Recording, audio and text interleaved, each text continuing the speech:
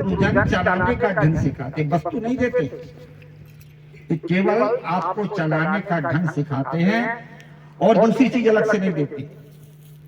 कितने लोग तो संतों को और धन कमाने की मशीन समझ लेते हैं। कितने लोग हमारे पास भी आ जाते हैं, कहते गुरुजी सट्टा का नंबर बता दो।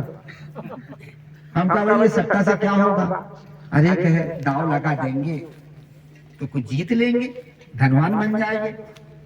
उन लोगों से कहा जाता है ये पागलों, सट्टा से कुछ होता नहीं है, यदि नंबर से सब कुछ होता तो हम ही खेल खाल के 5-10 रुपए तुम्हारे देने से गुजारा कैसे चलाते, हम ही खेल लेते। कितने लोग हमारे लोगों के पास में आते, गुरुजी बाल बच्चे नहीं है, स्वास्थ्य ठीक नहीं है, कुछ आशीर्वाद दे दो। एक बार गुरुजी के साथ में हमारे सदगुरु श्री राम स्वरूप साहब भी थे, और छत्तीसगढ़ में तो आप लोग जानते जमात आती थी। हमारे आसपास जंगलपुर, हरदी, खमेरा और भी इधर बहुत सारे गांव हैं हमारे भक्तों के, वहां लोग हम पहले आते थे। तो इस प्रकार से गुरुजी के साथ में एक बार एक गांव था, उधर धमतरी के आसपास था, गांव का नाम था सौरवाबाद। वहां हुआ ये कि गुरुजी स्नान करते थे, उनके टाइम लगता था नहाने में, नेपाली थे इसलिए ज्यादा पानी से नहाते थे। एक व्यक्ति आ कहा गुरुजी का दर्शन करना था। मैंने कहा भाई अब स्नान हो रहा है, दर्शन कर लेना।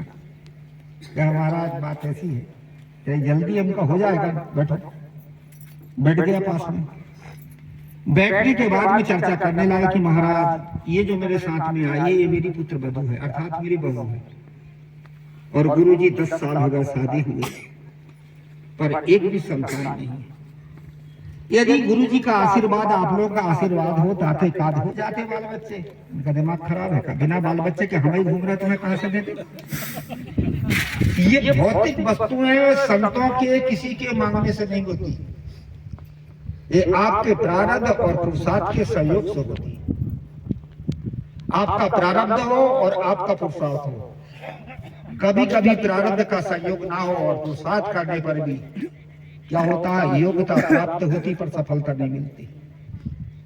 दो विद्यार्थी एक साथ विद्या का अध्ययन करते हैं, एक अच्छे डिवीजनों से पास होते चला जाता है, एक समान डिवीजन से पास होता है, पर कभी कभी जो अच्छे डिवीजन से पास हुआ था उसकी नौकरी नहीं लग पाती, और जो समान डिवीजन से पास हुआ था उसकी नौकरी लग जाती।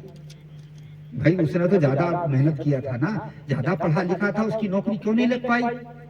इसलिए कि उसके पुरुषार्थ ने साथ दिया था, उसके पास योग्यता प्राप्त है, परंतु प्रारब्ध ने साथ नहीं दिए से सफलता नहीं मिलती। योग्यता मिली, पढ़ा है, लिखा है, योग्यता है उसके पास, क्योंकि उसके पुरुषार्थ का फल है, पर उसका प्रारब्ध ने साथ नहीं दिया, इसलिए योग्यता तो प्राप्त है पर सफलता नहीं मिली। इसीलिए भौतिक वस्तु के लिए प्रारब्ध और पुरुषार्थ के संयोग से ये प्राप्त होती है, किसी के आशीर्वाद से, किसी के देने से ऐसा नहीं होता। ये हम बहुत सारे भ्रम में पड़ रखे हैं। एक कह रहा था गुरुजी साधु के रूप में पाखंडी ज्यादा पैदा हो गए। मैंने कहा भाई पैदा नहीं हुए, पैदा किए गए। बाजार में जो चीज की मांग होती है फैक्ट्री उसी को तो तैयार करती है। इसलिए आज समाज में आपको पाखंडी की जरूरत है, क्योंकि जो पुरुषार्थहीन है और वो पुरुषार्थ नहीं करना चाहता, वो देवी देवता या कुछ आशीर्वाद से मांगना चाहता है, तो उसके लिए पाखंडी भी तैयार हो गए, भ्रम में डालने के लिए, झांसे में डालने के लिए। इसलिए यदि हम ठीक हो तो पाखंडी की जरूरत क्या? आदमी पुरुषार्थ होने के कारण वो दूसरे का आधार लेता। सदगुरु कबीर तो कहते कर पहिया बल आपनी, छाड़ बिरानी आस, जाके आंगन नदिया बहे सो कसमरे प्यास। पुरुषार्थ का बल करो, दूसरे की आशा को छोड़ दो। जिसके आंगन कहते हैं सामने, जब आप मकान बनाते हो तो चारों 3 तरफ कमरे होते हैं और बीच में एक खाली जगह होती है और बाहर से निकलने की जगह होती है। खाली जगह का नाम है आंगन। कमरों के सामने जो खाली जगह होती है उसको कहते हैं आंगन। इसी प्रकार से आंगन का अर्थ होता सामने, जिसके सामने पुरुषार्थ रूपी नदी है, क्या वो कभी दुखी हो सकता है? हम पुरुषार्थहीन होकर के लाचार बने बैठे।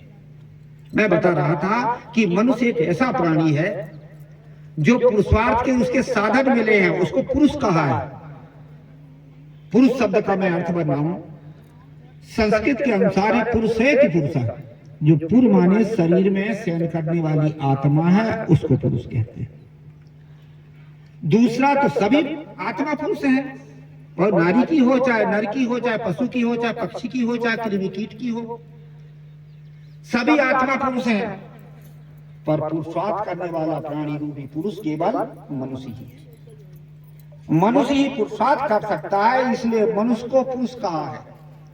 चाहे वो नर हो चाहे नारी हो, वो पुरुषार्थ करने वाला है, क्योंकि मनुष्य के पास में पुरुषार्थ करने के साधन हैं, वो पशु पक्षियों के पास नहीं, केवल मनुष्य के पास ही है। कौन कौन से साधन? दिल, दिमाग और ये इंद्रिय, हाथ पैर। ये तीन साधन मनुष्य के पास हैं, जो उनके द्वारा मनुष्य पुरुषार्थ कर सकता है। और पशुओं पक्षी के पास में भी साधन तो है, पर उससे पुरुषार्थ नहीं करता। वो केवल भोगों को भोगता, खाता है, पीता है, चलता है, परंतु उनसे पुरुषार्थ नहीं कर सकता। और मनुष्य के पास